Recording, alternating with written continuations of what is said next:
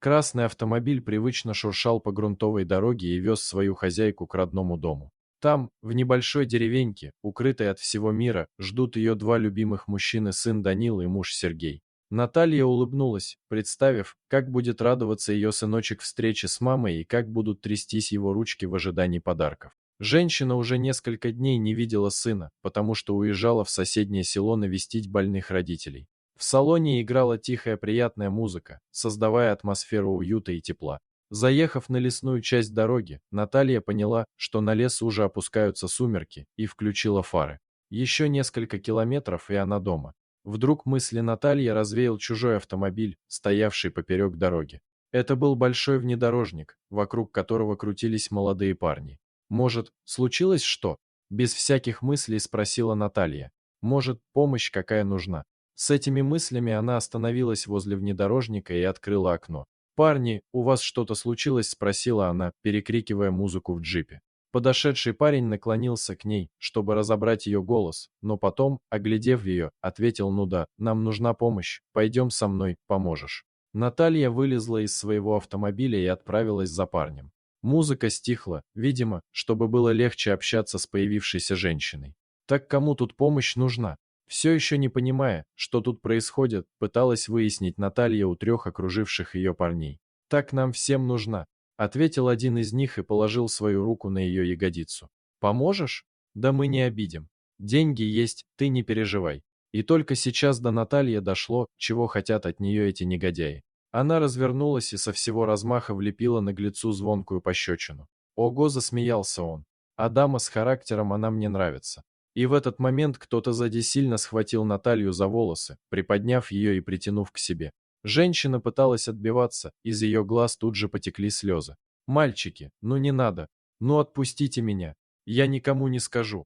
А тот самый парень, которому она влепила пощечину, подошел к ней и демонстративно, одну за одной, начал расстегивать пуговицы на ее блузке, словно ее просьбы доставляли ему удовольствие. «Ну да ладно, поговорили и хватит».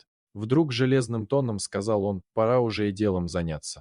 С этими словами он схватил девушку и швырнул ее на траву, сам забираясь на нее сверху. «Дик, помоги!» — вдруг закричала женщина, и в этот момент из окна машины появился огромный серый волк. Глаза пьяных дебоширов сразу же округлились. Волк в два скачка добрался до них и ударом груди шип насильника со своей хозяйки.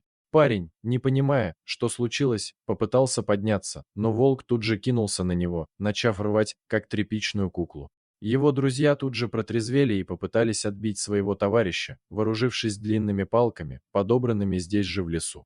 Но Дик, развернувшись к ним и оскалив клыки, тут же переубедил их в этой затее. Видя ярость волка, парни бросили свое оружие и попытались бежать. Но Дик тут же настиг одного из них, повалив на землю и пытаясь вцепиться ему прямо в горло. Второй негодяй успел запрыгнуть в машину и закрыть за собой дверь, заблокировав все замки. Поднявшись, Наталья поправила разорванную одежду и скомандовала волку: «Дик, хватит!